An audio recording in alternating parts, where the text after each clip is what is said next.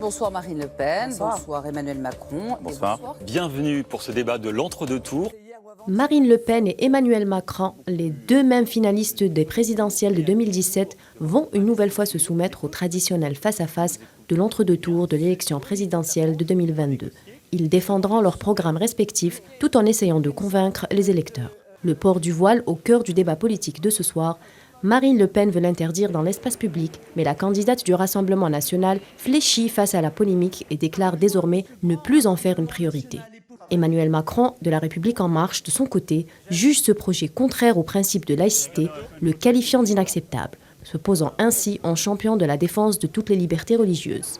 Agnès Defeo, sociologue, documentariste et auteure de Derrière le niqab, s'est exprimée à ce sujet.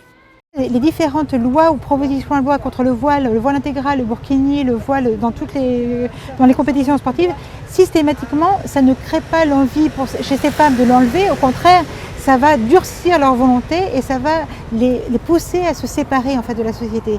C'est qu'elles vont se sentir mal à l'aise, elles vont chercher justement à aller plutôt dans des quartiers, habiter dans des quartiers où il y a beaucoup de musulmans, où elles savent qu'elles seront tranquilles pour porter le voile, elles ne seront plus insultées. Donc on est à un niveau d'intolérance tel qu'on ne supporte pas qu'une femme puisse se vêtir telle qu'elle l'entend, comme elle se sent mieux, enfin voilà, selon ses critères, selon son choix de vie et surtout selon son bien-être. Parce qu'il y a beaucoup de femmes, la plupart de ces femmes disent se sortir mieux dans le djilbab. Donc peut-être pour vous et moi c'est incompréhensible, mais en tout cas ça fait sens pour elles.